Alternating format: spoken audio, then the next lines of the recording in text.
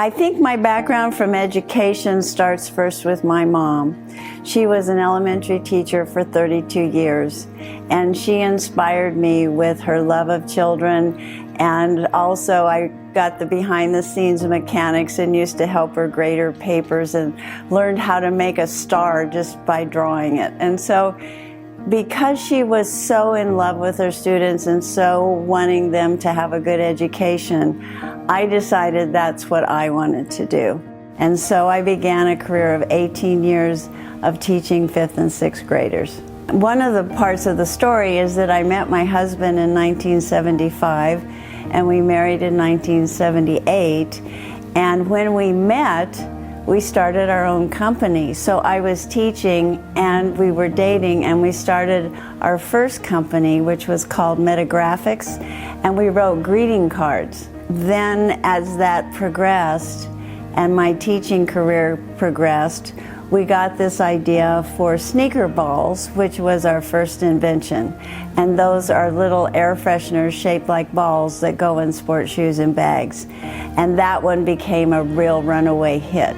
Then we decided to retire, and we'd been coming here to the desert for about 10 years for our anniversary, which is in May, and we just fell in love with it. It's just the most incredible place. We bought a house here, and in 2006, my parents came for Thanksgiving. We wanted to show off our new house, and we had them come, and we were going to have them stay through the holidays.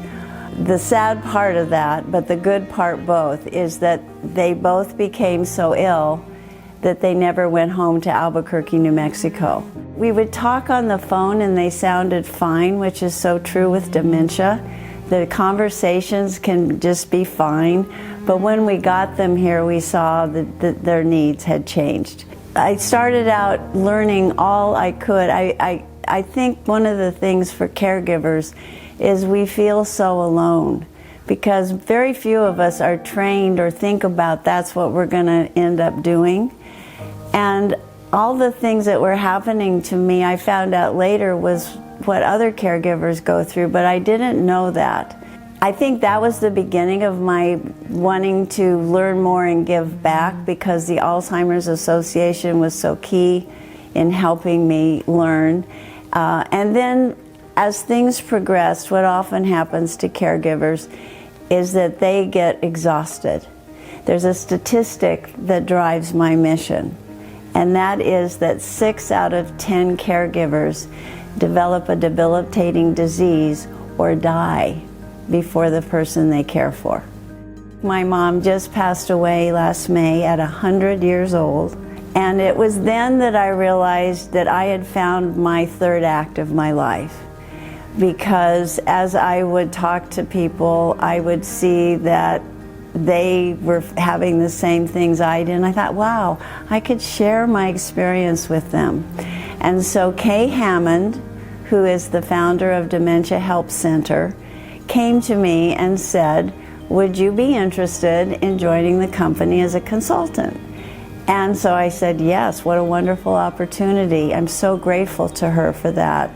So what we do is we can do one-on-one counseling with people. So they come to us with the diagnosis, and we help them map out what is likely to be ahead, because it's easier if you can kind of see the future instead of feeling like you're in a dark well and you don't know what to do. I was fortunate to become friends with Mary Lou Green. And in time, I approached her and said, gosh, I'd love to have you join the company. She has made such a rich contribution in our community, and she does it quietly. I wanted to find a way, not only with my consulting, but how could I give back? So I became a community educator for them. Again, here's the teaching theme. And so I get assignments from our local office, and I go out and I talk to people in the community, Rotary clubs, different homeowners associations invite us, schools. Anybody that wants me to come, I'll come. And they have 30-minute programs or hour programs that I've been trained to offer and answer questions. And then our Dementia Help Center offers free support groups for caregivers. and that's called our Thrive program. And I also do that for the Alzheimer's Association, and I lead a caregiver support group in Shadow Hills. And that is really a sacred space of intimacy and trust where caregivers have a place to vent and everybody at the table gets it. Because if somebody's not living it, it is just so hard to understand. And it's just so comforting in a support group when you look around and you see all these people nodding with you. She's exceedingly compassionate. She's very generous of spirit. She is the most authentic person I have been gifted to know. It's that feeling like we're all in this together, and if we reach out and we collaborate and we empower and help whoever we're working with believe that they can do it, then we've really done something for them, and then that comes back to me that I feel like, okay, you got it. I'm just so glad that you're going to make it through another week, the rest of your life, whatever it takes.